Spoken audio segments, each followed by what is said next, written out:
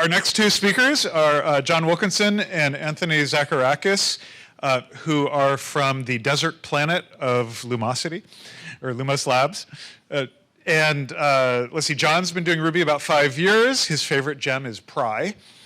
Anthony's been doing Ruby a bit less, only about 2 years, and he likes admin stuff. So, and they're here to talk to you about doing SOA without bursting into tears. Mm-hmm.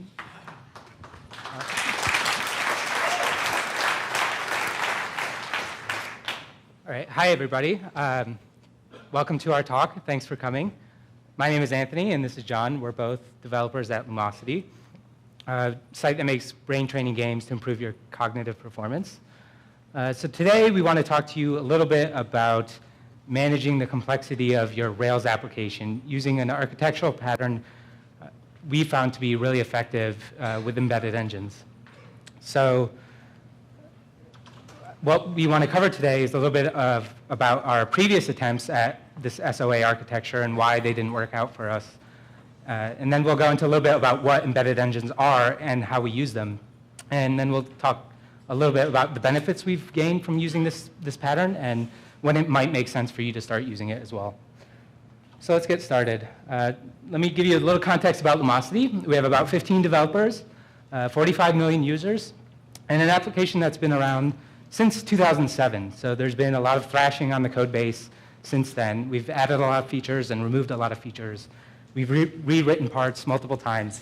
So there's a lot of history that's in each line of code in our code base, which might make it what you might consider a large application.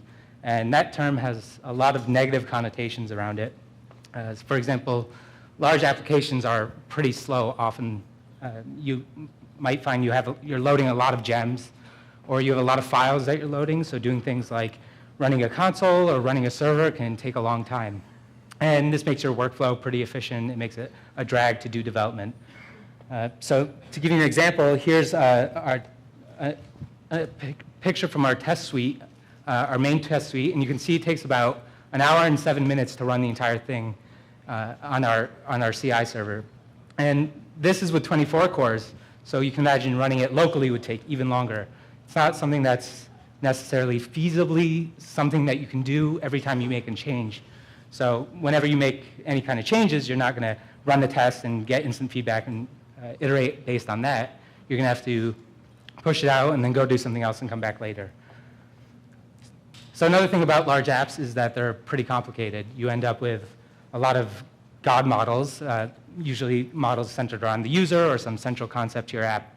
And they're pretty complicated and really long. And you might also have a lot of models that they interact with. So it creates all this complexity around the data flow that you don't fully understand. So to give you an example from our site, when a user signs up, so the first step in the onboarding process is the sign up page. So this is handled by our authentication system. And everything that goes around registering a user and logging them in and handling the entire authentication is handled by this page. And then the next step after this is going through this personalization survey that kind of sets up some basic training preferences for their training that will come later on. So this works all well and good, but we had a story that we were working on that kind of had the user skip this entire step. So when we did that, we found that it broke a lot of things. And this was because our training system depended on having all these values set up.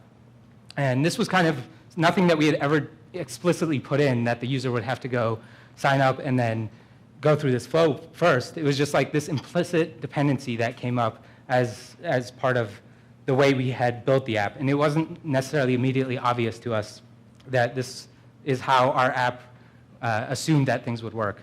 And we only found out after kind of doing the feature. And this kind of leads to the third point, is that large apps are fragile. So you might develop a feature and then even if you have good test coverage, you'll find that you broke something in a completely different place, unrelated to what you were working on, and then you have to spend time hunting down those bugs and being like, why did this break? I didn't actually touch this. So it really makes developing new features harder. So if you've ever felt like this while working on a feature, you'll know exactly what I'm talking about. So we know this is a problem. So we're like, what's the solution? What can we do fix this? And generally, the answer is let's go SOA. So for those of you who aren't familiar with SOA, service-oriented architecture, this is basically breaking down your app into separate apps and allowing them to communicate via like a very thin API that is well-defined and lets you explicitly know what all your dependencies are. And this has a lot of advantages. So we thought we have a feature that we're working on that's a perfect candidate for this, so let's go ahead and try it. So we did that, and 6 months later, we were pulling our hair out. We were like, this is really actually very difficult. As it turns out, it's a lot of work to break down your large app into SOA architecture. For example, we found that new architecture means a lot of new bugs. All of a sudden, we were hunting down these things that we never had to kind of worry about before. So we were going over an API to get stuff like basic user data. Now we have to worry about what if that API request times out or something along those lines. We have to handle that case, and we never did before. We have to deal with a lot of legacy cruft, so trying to pull something out of an SOA into like a service means kind of doing like surgery on your code. You have to like pull out all these dependencies, and you have to do a lot of work to like move it into this separate, very clean architecture. And that's pretty difficult to do, especially when you have a lot of that institutional knowledge built into the code. Additionally, there's a lot of dev friction in having an SOA architecture. You have all these now separate repos and dependencies you have to manage, and instead of having everything housed under one app, you kind of have to start managing like running multiple servers and doing all these things just to get basic things up and running. And for that reason, it also proves difficult to test. You can do a lot of things like stubbing out API requests, but now you have to worry about keeping all that up to date as well. So kind of goes along with that dev friction. It just makes it a little bit more difficult. And there's also other difficulties, not necessarily with your development, but on the architecture side. So you have to start worrying about security if you're using APIs over public channels. And in general, it's like it's additional work that your ops team needs to do or your infrastructure team needs to do to kind of support this new architecture that you have. So we stepped back a little bit from this, and we thought maybe let's try something else. We don't want to invest all this time right now into doing this architecture, so let's see if we can come up with something else. So we started using what we call namespace lib modules, and that was basically taking the parts of our app that we considered to be self-containing features and putting them in their own namespace into their own library folders and saying, this is what this does, this is the authentication system, and it is like in its own world, so don't touch it. And we found this kind of worked. It actually helped clean up our code a little bit, and it has a lot of advantages, but the problem was it didn't necessarily encourage the code independence that we really wanted. Especially with Ruby, there's nothing that's going to prevent you from going and touching some other class that's right there. So you're going to end up doing that almost inevitably if it's all just one method call away, and you're just going to start putting these dependencies back into your app, kind of defeating the purpose. So at that point, we said, let's try something else, and we came up with this concept, or we started using this concept of embedded engines, but I'll let John talk a little bit more about that. So here's a little quote about engines from Rails Guides.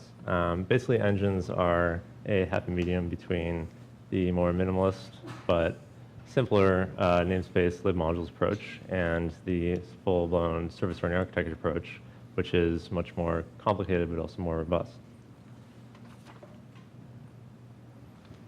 So the biggest win that we found with engines is their concept of isolation.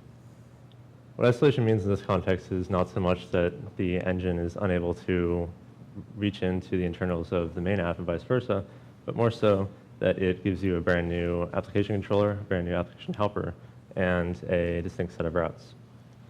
Let's take a look at what this might look like with our earlier example of user authentication and a new engine called UserAuth.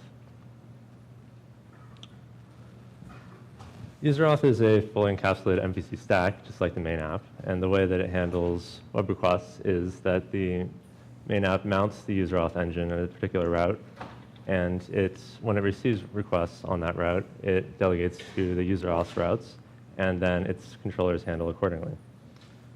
It basically feels like a whole separate server without actually having to set one up. So we run our Rails command to make the new UserAuth engine. it generates to the engine, and it looks just like a new Rails app. So we work on it for a while, add some controllers, add some models, and we're ready to start trying to plug it into our main application. At this point, if you're familiar with how to make gems and engines, you might be tempted to go to GitHub, make a new repository. But it ends up being a lot of overhead to have a whole separate repository for something that only exists in one app. So this is because there's multiple pull requests for a single feature, because you have to make a pull request for the engine. You also have to make a pull request for the code that requires the change in the main app, and also the version bump. It also means that when you're switching branches, you have to rebundle, and that means you have to download the gem, and you'll have a bunch of copies of the gems in your local machine. And it also means that if you have multiple developers working on different features in the engine at the same time, they'll have to coordinate version releases. But luckily, there's an easier way.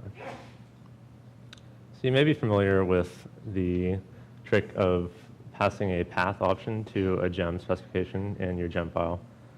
This is usually used by people when they're developing a gem and they want to test it in the application that's going to use it. But in this case, we're going to add a folder like engines to the root of our path, and we're going to put our engine right into that path. And then when we specify that gem, we can just point it right at engine/userauth. And that means that we can check it into our repository, and that means that whenever we switch branches or anything like that, it'll automatically switch to the correct one because it's all tracked in the same repository. And you don't even have to fiddle with version numbers because it's always the right version because it's in the same repository. So when you're planning to extract your engine, there's a few things that you should keep in mind. Any tables that are specific to the behavior you're extracting should have their corresponding active record model moved into the engine. Usually this means that you're going to prefix the table name with the name of the engine, but that's just a convention. You can also specify a particular table name for the engine, for the active record model, and so you can just specify it as the original name of the table. And that means you don't have to migrate any production data. A particularly tricky thing is associations. You really don't want to leave an association spanning between your main app and your engine because that's going to be a very tight form of coupling that's going to be more and more difficult to work with over time. So ideally, you would just sever the association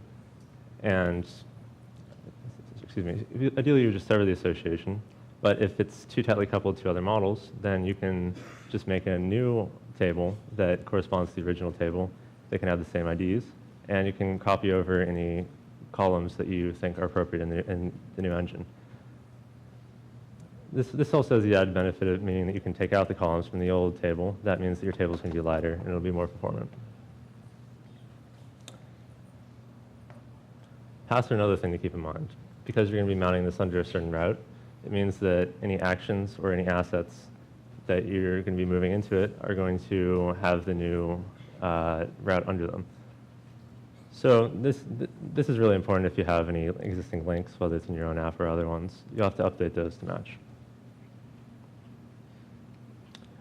So this might seem really complicated, but there's a set of techniques that we've found at Lumosity that we're going to share with you through some examples that we've compiled. Hand this off to Anthony. So I want to talk a little bit about engine-specific configuration. Basically, in your engine, you're going to want to still pass some data from your main app that's going to be available to your engine. So this is an example of some stuff that we usually give to our engine from our main app. Things like configuration options, you might want to tell your engine what kind of languages it should support or the currencies. There might be additional libraries that your main app has that you don't want to have in your engine that you can use, like, for example, feature flags to dark deploy things or A/B tests. Maybe you have some kind of A/B test system that's coupled to your main app and you don't want to kind of put that in the engine. You can pass this kind of stuff into that main app, into the engine.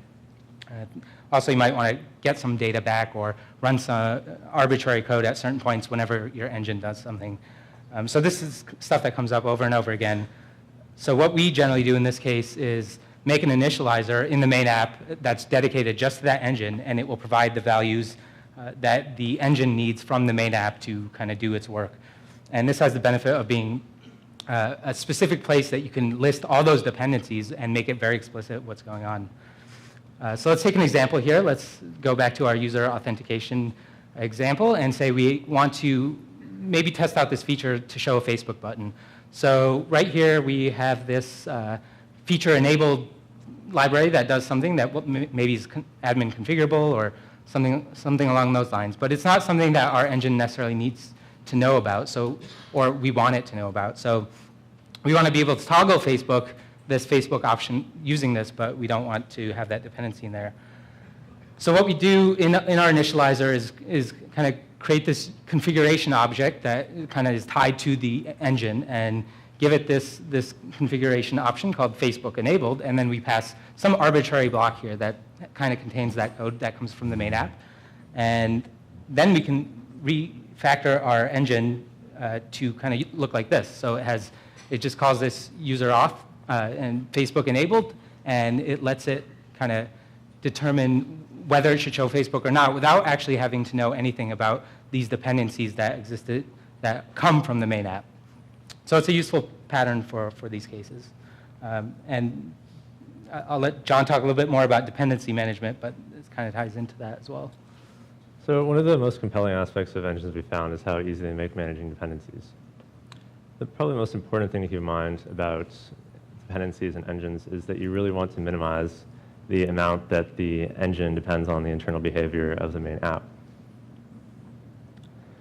This is because if you have a lot of dependencies from your engine on your main app, and you have, for example, a lot of engines, like 6 or 7, you might, whenever you change something in the main app that modifies that dependent upon behavior, such as just a simple refactoring that doesn't even change any high-level behavior, you might have to end up going through all of your engines, digging through where it is that they're breaking, like where it is that they're depending on that, and you might not have even been working on these engines recently. So that's something you really want to avoid.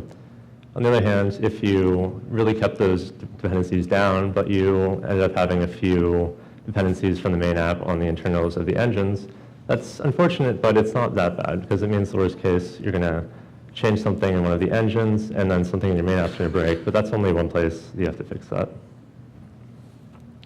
So let's look at a situation where there's something in the main app that the engine needs, and how to deal with that.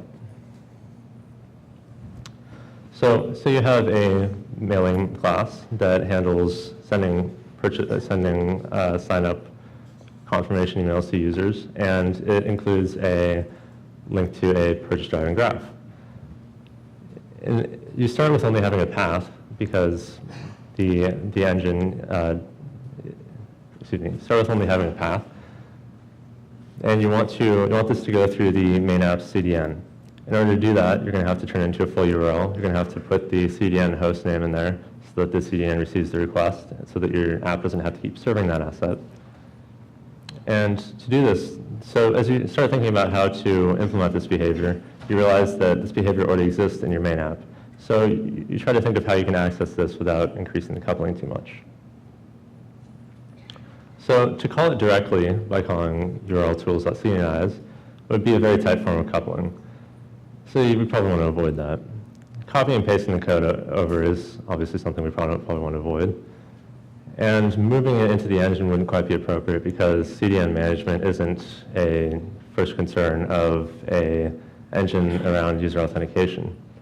So ideally, we would set something up in the engine where there's a generic slot where the main app can provide this behavior that the engine can tap into without knowing about how it's implemented.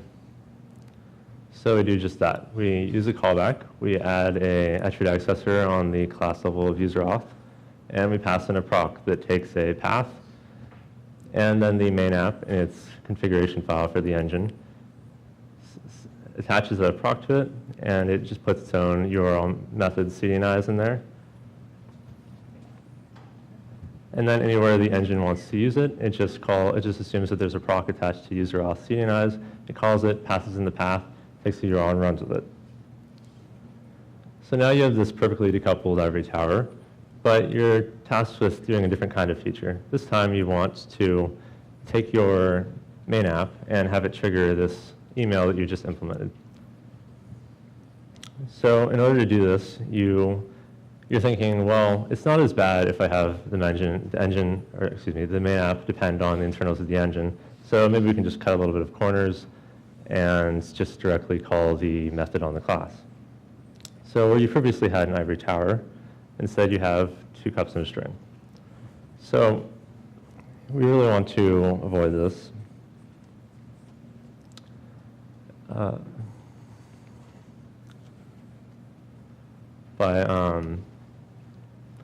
So we really want to avoid this by adding a way that the engine can provide this public behavior in a way that the main app doesn't need to know anything about how it works. So to do this, we need to find somewhere that we can put that. Luckily, we already have the namespace surrounding it. So we just put a class level method on the namespace that takes in user data and then does all the internal behavior of knowing that there's a user Mailer class, that there's a sign-up confirmation method, and that you deliver it by calling deliver.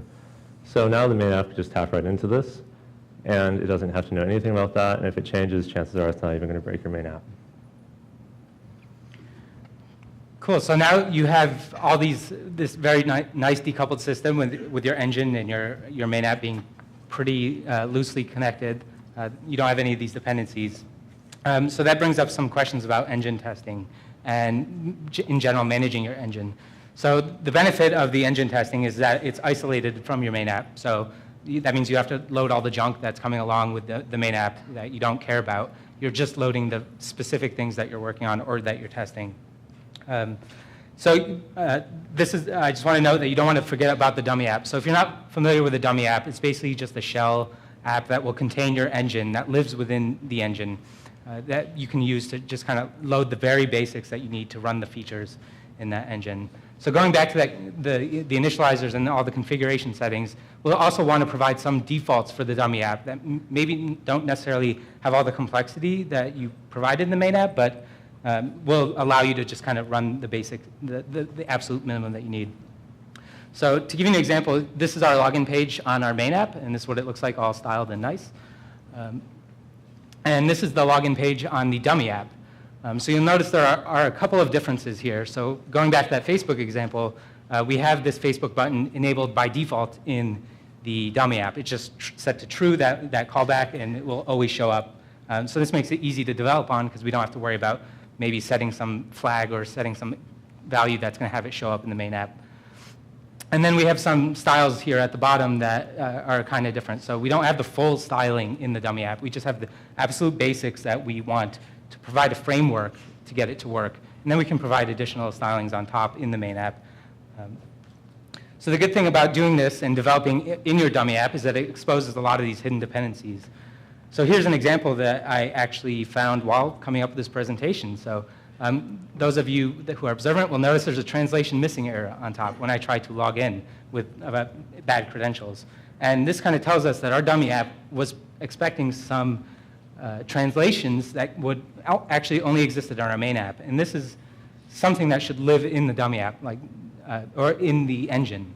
Providing this invalid username or invalid password functionality is a critical part of the authentication system, so that should live in there. So it kind of helps you identify those things. Also gives you faster feedback loops. Of course, your dummy app is really small and lightweight, so it's simple to start out, really quick. You can make changes, see results instantly. So going back to the test example, you remember our original test suite took an hour to run. Our engine's test suite only takes 26 seconds. So we can make any change we want and get instant feedback from that.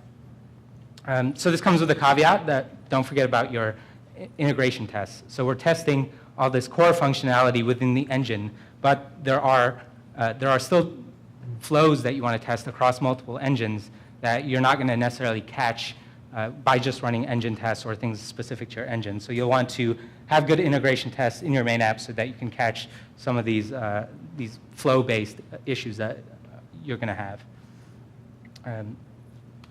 So if you're thinking about whether or not you should use engines, if you have an old monolithic app that's grown big and bloated, you definitely want to take a look at this as soon as possible. The longer you wait, the more difficult it will become. You'll have to do some upfront investment, but it's going to immediately pay off. For smaller apps or new apps in development, it really depends. if it's an app that you're, for example, rewriting from an existing app, you probably know a lot about how the app is going to end up being structured, what the primary concerns are, how the features are kind of grouped. So you might consider just jumping right into using engines from the start. It'll certainly make it very clean. But on the other hand, if you don't have all this domain knowledge already and you're kind of starting a new app that you don't so much know about, you might want to wait a little bit for it to mature, get some code going, and then while it's still pretty young, you can reassess. For small teams, this is really very useful, especially in Scrum, because it means that each sprint, your whole team can swarm on a particular feature or a particular engine, and it means that they have a pretty high degree of confidence that it won't affect the other features in the app or the other parts of the app. So that means that you're going to have more accurate estimates, you're going to have less missed deadlines. For large teams, the same thing applies, really. It means that you can break the large team up into smaller teams. Each smaller team can focus on a particular engine, and they'll have to do a lot less syncing with each other about which feature they're working on, how it's going to affect the other features, because chances are they're not going to affect each other. So this was so immediately successful to us, a little short of 2 years ago, that we put all major sections of our app that we were adding or that existed into separate engines, and we ended up with over a dozen embedded engines.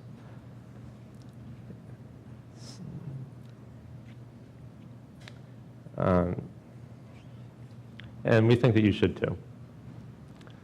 It means that your specs will be really quick. You'll get very fast feedback. It means that as you're working on features, you'll have peace of mind. You won't have to worry about what other parts of the app it's going to affect.